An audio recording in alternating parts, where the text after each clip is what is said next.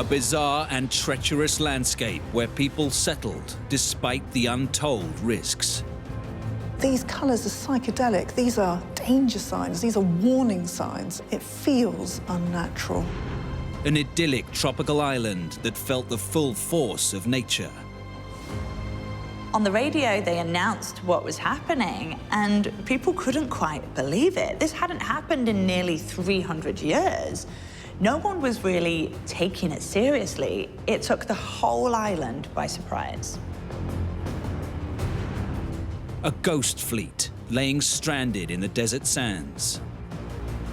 It's a very odd thing, seeing a boat in the desert. A boat is an indicative sign of water, but then you look around and there's none available. And a collection of battered structures which are revealing Mother Nature's secrets. An entrance gate collapsed, a running track twisted and cracked. And then it starts to dawn on you, this place was a school.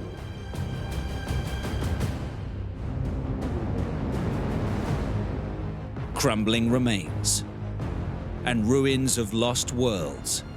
They were shaped by extraordinary events and are now haunted by the past. Their secrets waiting to be revealed.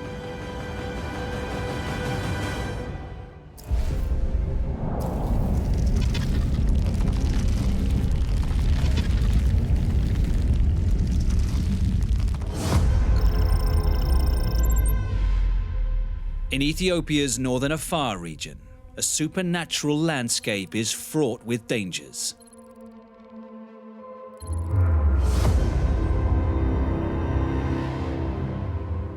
This is one of the most otherworldly places on planet Earth.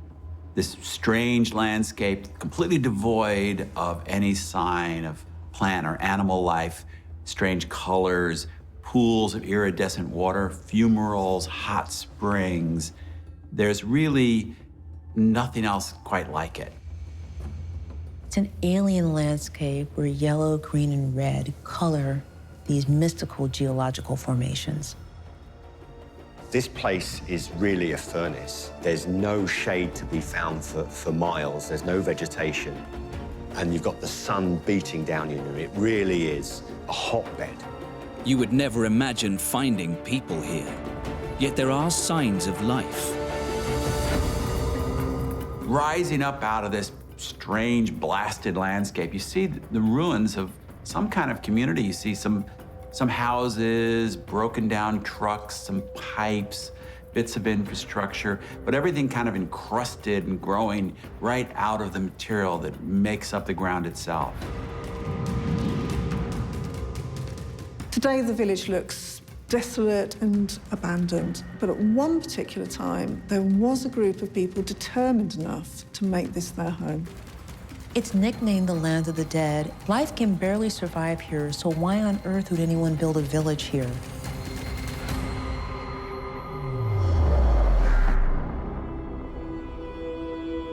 Worku Kobede is a local guide who is an expert on this dangerous place.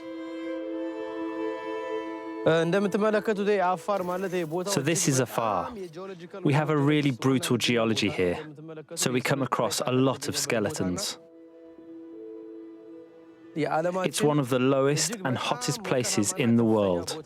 It's around 400 feet below sea level. The mercury here can skyrocket to almost 50 degrees Celsius. But it isn't just the temperatures that make this location so hostile. You walk around this area, you can hear the sort of salty crust crumble under your feet. In fact, it's quite dangerous as you get close to some of these stagnant pools. They can be a pH of 1 or less. They can be just like sulfuric acid. And so there is a danger that if your foot falls through the crust, you can actually burn your skin. So it's quite a stark environment. It's part of a rift valley system where two tectonic plates are essentially pulling apart, and the Earth is literally getting ripped open. Yet, flanked by steaming fissures, lie the shattered remains of a settlement. This is the town of Dallol. So there's not much to see here, but there are clues as to what happened in the past. There's buildings, there's bits of machinery, there's bits of material on the ground that was evidence that people were living here. What a place to live. The answer lies beneath your feet. This crazy landscape where biology tips into chemistry is clearly why man came here. This is the location where you have a volcano that's actually erupting through all of these salty layers. It interacts with that bedrock and it starts to dissolve the salts, and you get really remarkable acidic hydrothermal fluids. It's laden with all kinds of chemicals and salts, and that's what causes all the strange colors and pools and geysers and fumaroles that you see. It's a chemical wonderland. And there was one element in Dallol's chemical cauldron that was in demand around the whole world.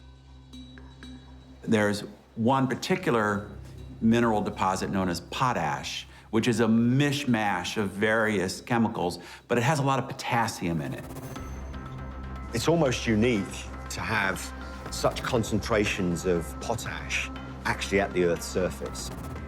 And without much processing, you can literally scrape the potash off the Earth's surface.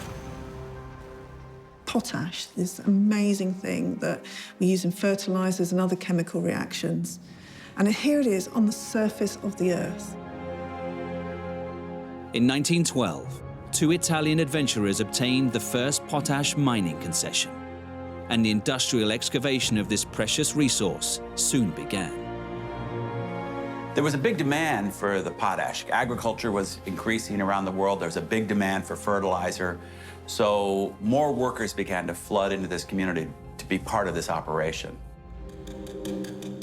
Once here, they built houses however they could. The people who came here to dig the mines lived in houses like this, which they built from local salt rock. In such a harsh and remote location, everything, including drinking water, had to be brought across the parched land.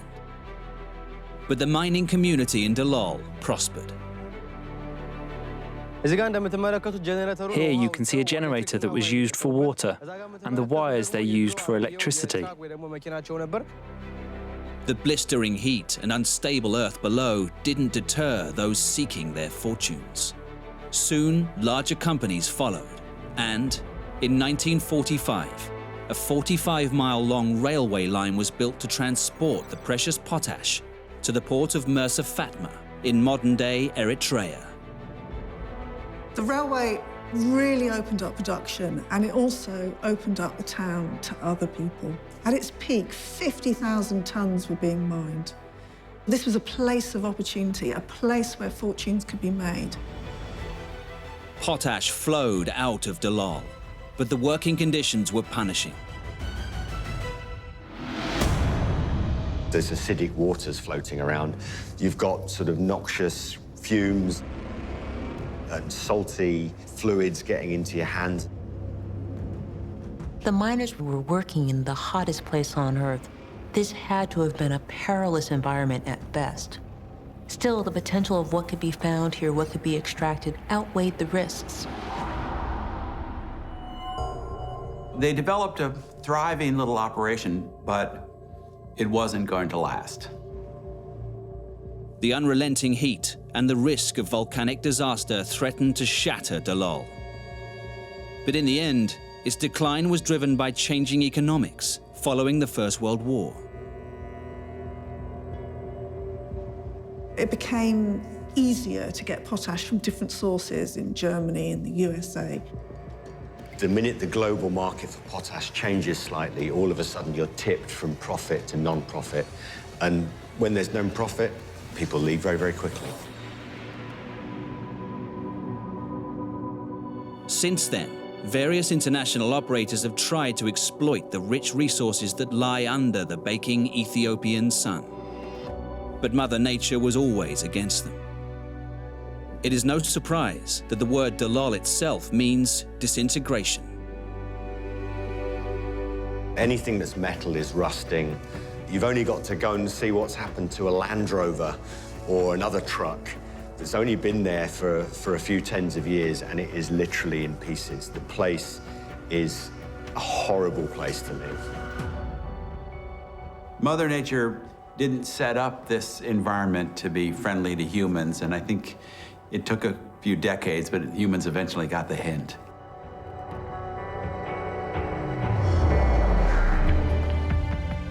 Though the village lies desolate and abandoned now, not all the mining in the area has stopped.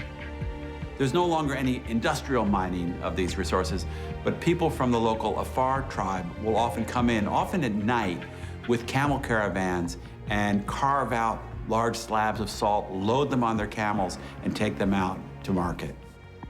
When you look at ruins like this village, it really does bring home how determined humans are to exploit the environment, how determined we are to make money, to create wealth, wherever that should be. And visiting Dallol is still fraught with dangers, old and new.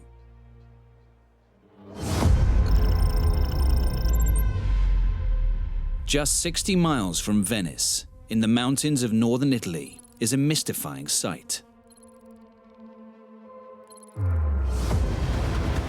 Looming above the town of Longarone, one of the world's tallest dams appears to be holding back nothing but empty space.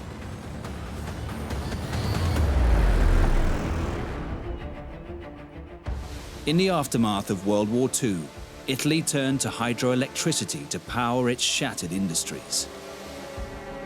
Hydroelectric power is incredibly attractive in a mountainous region because if you can have a tight valley and you can trap water high up, you've suddenly got the ability for that water to move downhill very quickly and generate free electricity.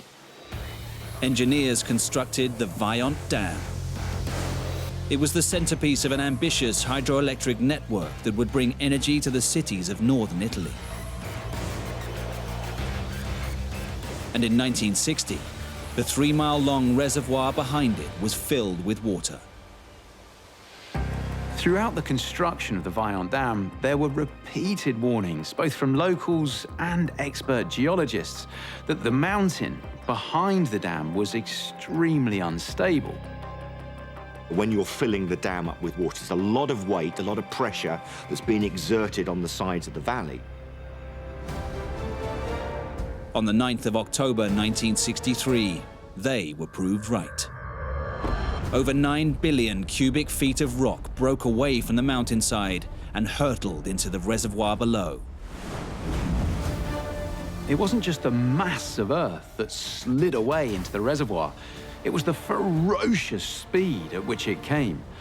45 seconds for effectively half of the mountainside to drop into the water. The landslide pushed a tsunami of water over the dam and down the gorge towards Longarone. Forced down such a tight gorge, it displaced all of that air, and it was almost like a shock wave of air. Hit the village directly before the water did and started destroying some of the buildings. Next minute, a wall of water hits you. It's got rocks in it, it's got trees in it. It is like liquid sandpaper, and it just wipes the village clean. The town was obliterated, and nearly 2,000 people were killed.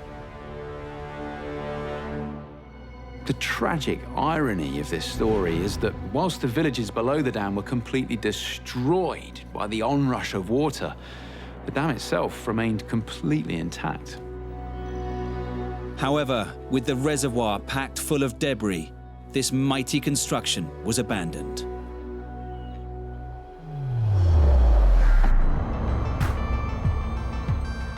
Today, the Vaiont Dam remains a testament to the dangers of underestimating the forces of nature.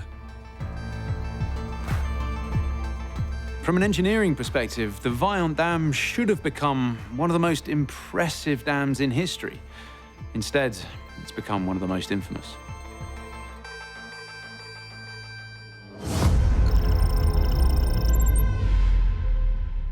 On the lush Caribbean island of Montserrat, a once idyllic retreat was built right in the firing line.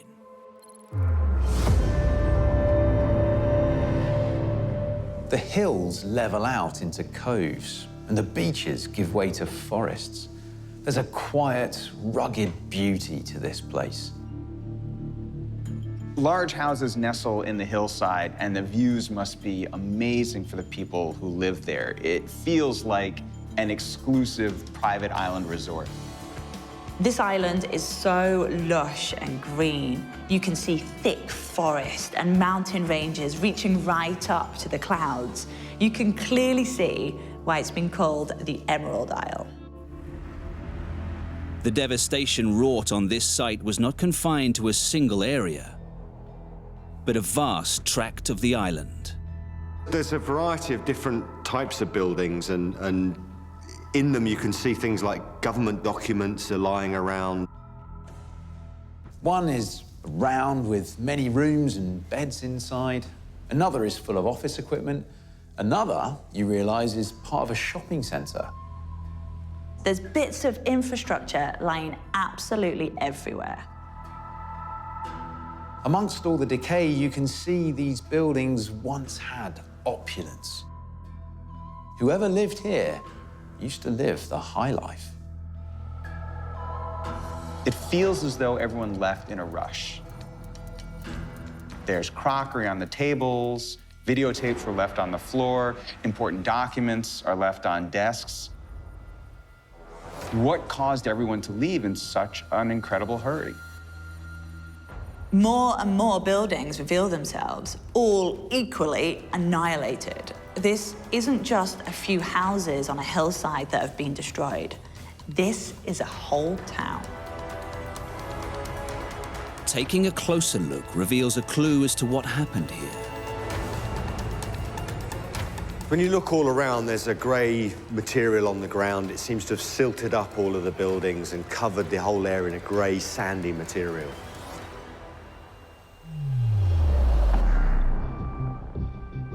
Just 10 miles long and less than 7 miles wide, this is the tiny island of Montserrat. Local guide Norman Castle is one of the few remaining residents. He remembers the island's capital, Plymouth, before disaster struck. Plymouth was really a special place. It could have been a hustling and bustling town, but it was always still a bit of a relaxed atmosphere here. Plymouth now lies within a perilous exclusion zone. Getting into this area is not easy and gives you some sense of just how serious this disaster was and how it hasn't ended. It's still ongoing. But this was a main road leading right into the center of Plymouth. The capital's wrecked infrastructure serves as an eerie reminder of its lively past. A lot of the business people stayed at the Flora Fountain Hotel because of its location in Plymouth. And so it was very popular with the business folk. 25% of this small nation's economy came from tourism.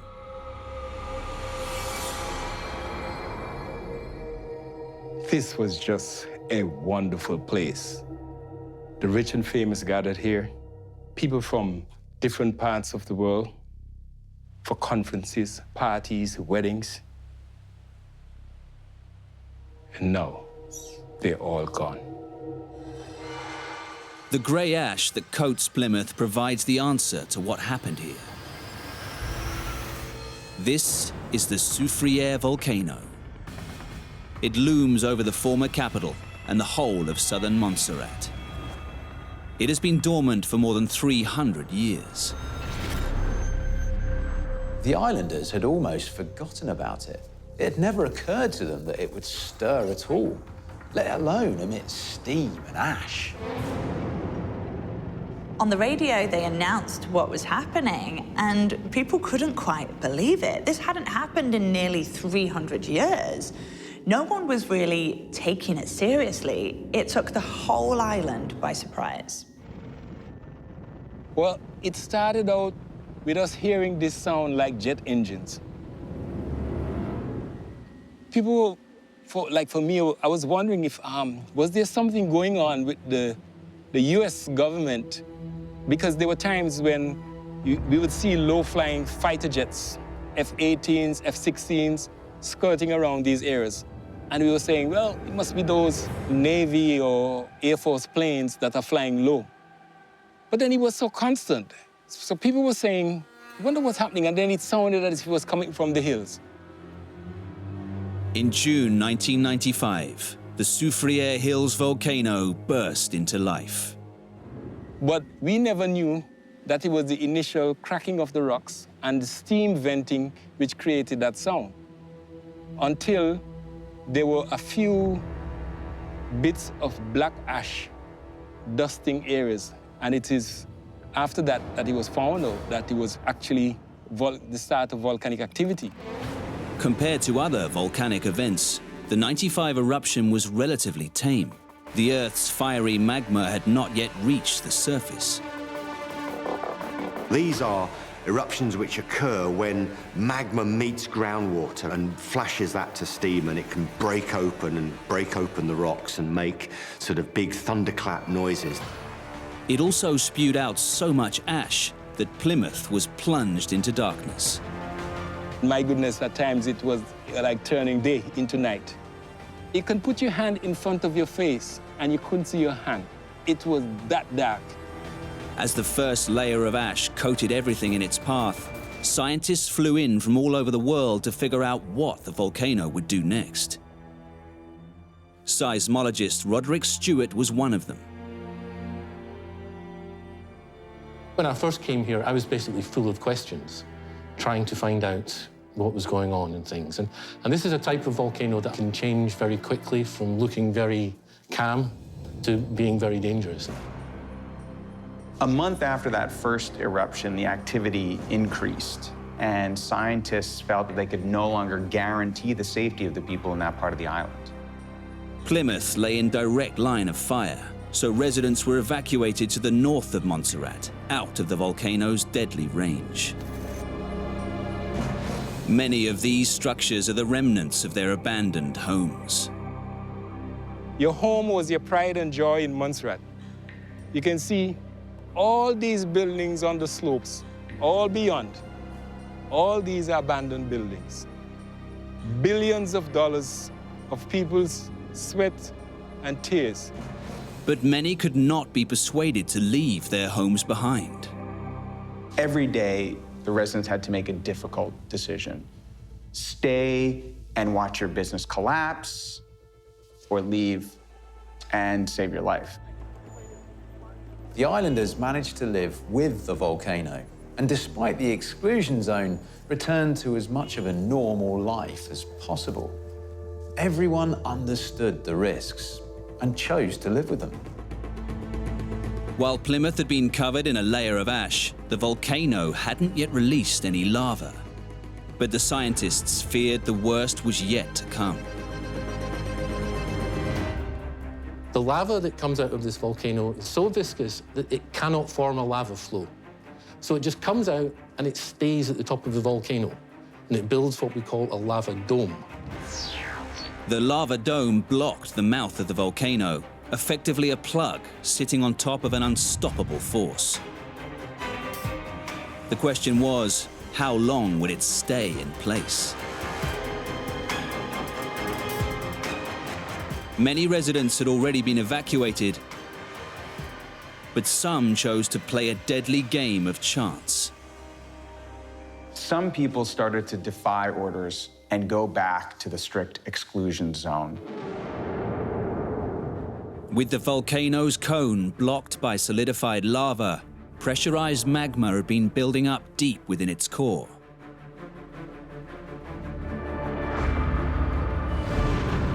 June 1997, the volcano finally unleashed its full fury. It got to a point where it couldn't sustain itself. It collapsed with a major eruption. June 25th, 1997, when folks lost their lives, those were some of the longest days of my life. As acting airport manager, Norman Castle witnessed the terrible events unfolding. It was almost like a continuous set of pyroclastic flows, pulse after pulse. And then there were some larger and larger ones. And the scientists sounded the siren for evacuating the airport. You've got an avalanche of pulverized lava and ash and gas. They travel very, very fast, and they basically just smash everything in their way. So they are very, very dangerous. You saw the clear line of demarcation where that pyroclastic flow came down and struck these buildings. But then the hospital and those other buildings high up on the slope were untouched. So it's just amazing how different parts of Plymouth was just devastated in a way, and then others were just left standing. Millions of tons of ash were deposited across a vast area, filling all the valleys and riverbeds. For the residents who had returned to their homes, the results were deadly. As it got later towards evening, an elderly lady, she walked all through those hills and came, and she met us down below here, and she said, you know, I'm the only one who made it.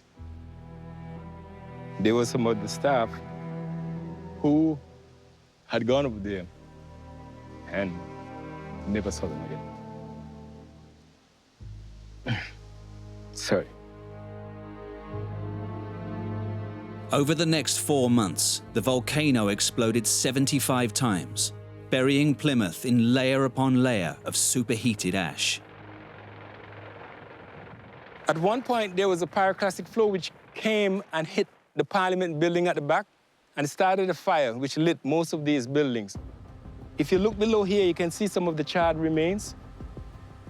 At that stage, when they saw Plymouth burning, that was when folks knew. That is it. We are not going back to the Plymouth that we knew.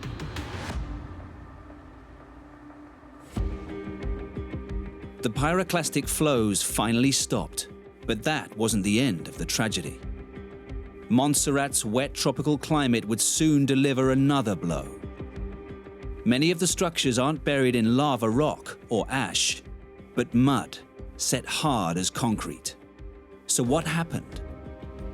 When it rains, it forms mud flows, which pick up all this material, and they've got immense power, and they can bring boulders down, they can bring trees down. So Plymouth now is almost totally buried. Over the years, the low sections were filled, and then it goes higher and higher, and eventually it covers completely some of these buildings. The city was now permanently evacuated and left as a ghost town.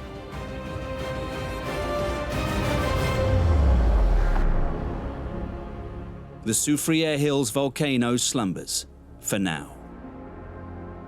But its effects are still being felt to this day.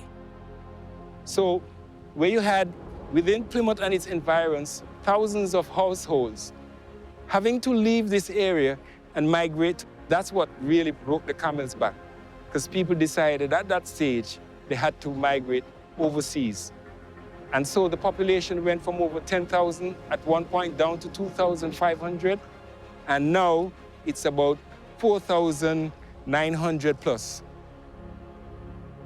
Away from the destruction in the south, the north of Montserrat is beginning to show signs of recovery, beyond the volcano's deadly reach. The population is growing. It's about 5,000 now. Tourism has picked up. These are tough folks, and they're determined to survive and thrive, even if they have to have a monster for a neighbor.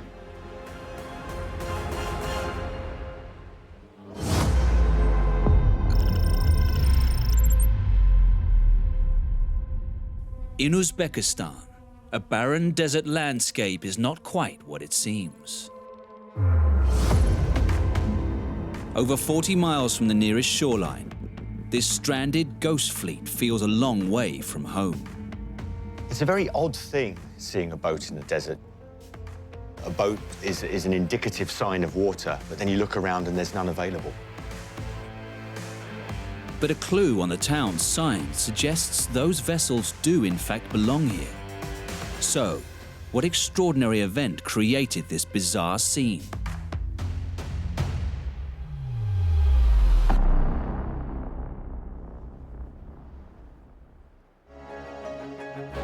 In the 1960s, the town of Vaiont sat on the edge of the Aral Sea, the world's fourth largest body of inland water. Almas Tovashiv was one of the many employed in the booming local fishing industry. More than 200 vessels were engaged in the fishing industry, and over 100 vessels were transporting fish to the fish canning factory, where 1,200 people worked and annually produced up to 12 million cans of fish. But by 1990, all the fishing here had stopped. Somehow the sea had become a desert. People understood that there was less water. There was not even water for watering the gardens or for use on the farms. Incredibly, the cause of this disaster was man-made. The Aral Sea was fed by two rivers. But when Uzbekistan's Soviet rulers decided to prioritize cotton production, they diverted that water away from here. It had devastating consequences. It was ecological suicide, because once they took all the water out of those rivers, there wasn't enough water to feed the Aral Sea. In this hot environment, it's sunny most of the time, there's a lot of evaporation. Without water continuing to flow into it, the Aral Sea began to evaporate. In just 30 years, the sea level dropped by nearly 17 meters, and in places, the shoreline receded by almost 100 miles.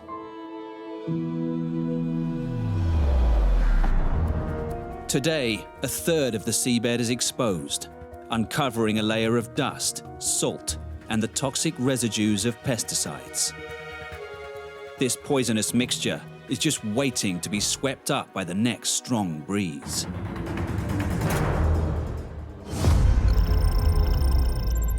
Off the coast of mainland China, in central Taiwan, an empty structure sits covered with intricate sculptures.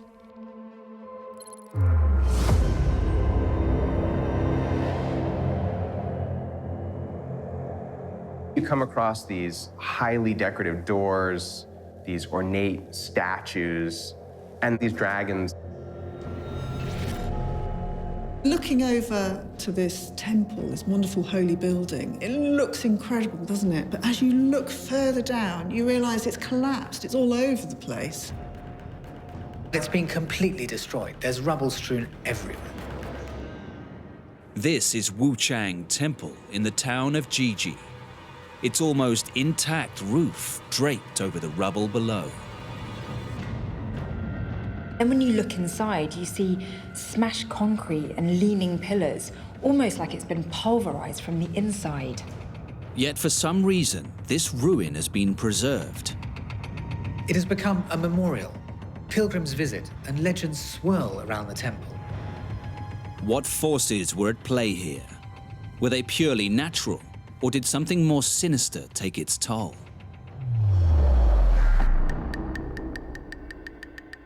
Wuchang Temple is not as ancient as it appears. Built in 1923, this isn't the only structure on the island that displays terrible damage. 15 miles away in Taichung City, an even younger building lies in ruins. You see a 3-story building with floors collapsed in on what look like rooms of varying sizes. It actually looks like quite a functional building, but as you really peer into it, you begin to see what look like chairs and even blackboards.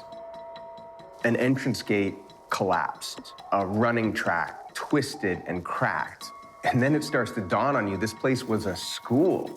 You only hope the children weren't inside when this destruction took place. This is Guangfu Junior High School. Many in Taiwan remember the day that brought devastation to the school and temple. For Law Wei Jun, September the 21st, 1999 was a day that changed his life forever. I got back home around 11. I went for a shower and prepared to go to sleep. Around 1 a.m., I suddenly felt a severe headache. Then I felt like I was eating rocks. I was buried alive. I thought, was this the communists? Historically, Taiwan has had a complex and tense relationship with mainland China. So at first, many people thought that China's Communist Party had launched a military strike against the island.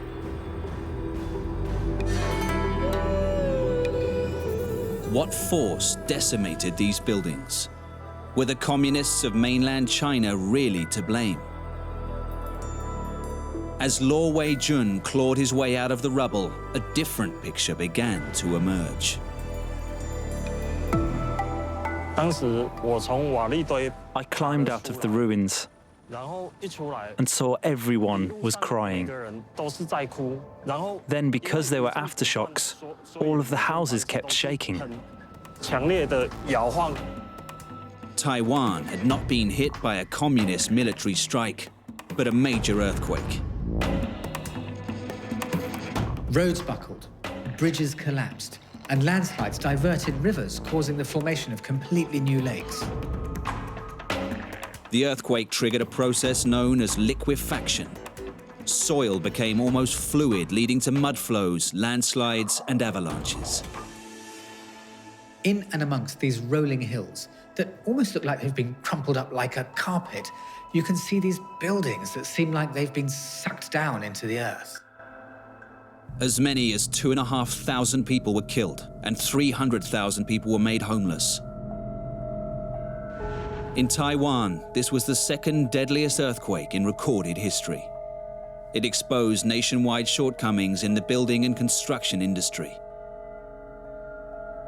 Taiwan's construction industry really took off in the 1990s. There was a massive boom in building. And what we're looking at here is what happens when design codes and factors of safety, they're pared down to the minimum.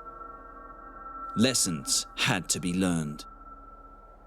Actually, the 9/21 earthquake is a collective pain shared in Taiwan.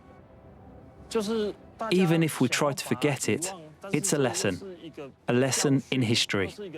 We hope our government will enforce education and raise awareness about natural disasters, how to take preventative measures and adapt.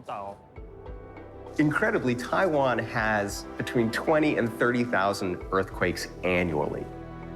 Only 20 to 30 of these are strong enough for people to actually feel, but it really highlights the need to prepare for future generations so that they don't suffer in these events.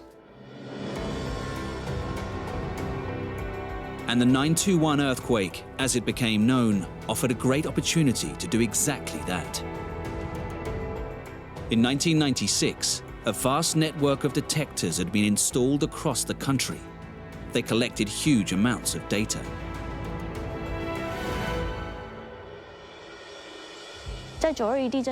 It was the first earthquake in history to be recorded in such precise detail. Therefore, the earthquake was crucial in informing the country about earthquakes and preventative measures. It brought about huge change. Chloe Huang works as a guide at this school, now preserved as a memorial.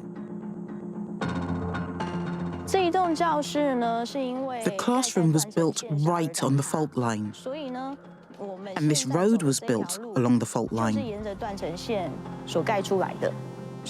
As you can see, the impact these buildings suffered was absolutely huge. But the school offers something else, something totally unique. This is one of the fault lines in Keelung. It strikes past the playground of the school. You can see here, it used to be a running track, but the track here has been lifted up. As the two plates along this boundary pulled apart and lifted up, the school was torn in half. This was the first time an earthquake fault line could be seen and analyzed in such detail. The running track also protects the exposed fault line from further erosion.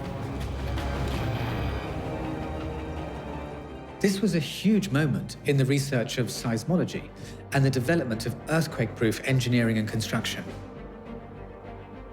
So out of this massive disaster came a great civil engineering challenge. How do we keep people safe in the future? It was the dawn of a new era. Although the unstoppable forces of nature had taken a devastating toll, Taiwan would choose to tackle them head-on. The wreckage and destruction sparked a new era in research and civil engineering. The piece de resistance was this. Taipei 101 opened in 2004, and it was a real statement to the world. But to an extent, it was also thumbing its nose at Mother Nature, saying, we can take whatever you got to throw at us. And they even built some of the stories in the pagoda style. We're talking about what was the highest skyscraper in the world at the time. It still represents a marvel of cutting-edge design. It has isolators, dampers, and a shock absorber that sits between the 88th and 92nd floor. So when the building sways, these dampers absorb all of that earthquake energy and reduce vibration. In Jiji, the Wuchang Temple sits frozen in its destruction. Like Taipei 101, its design was inspired by the ancient wooden pagodas found across this region. As with many of Taiwan's buildings, its designers hadn't accounted for the full potential of Earth's tectonic forces. When the 9/21 earthquake struck, it collapsed into the dust.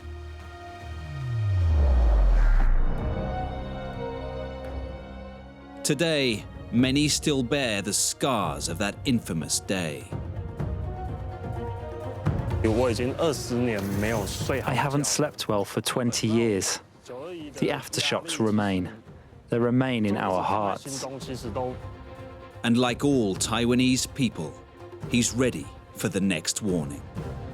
When the government sensors pick up an earthquake, a message is instantly sent to everyone's phone in the system. It tells them where the epicenter is, and it tells them the magnitude of the quake, so they've got time to prepare. So it's a very sophisticated government warning system, and it's a culture that is preparing itself for the worst.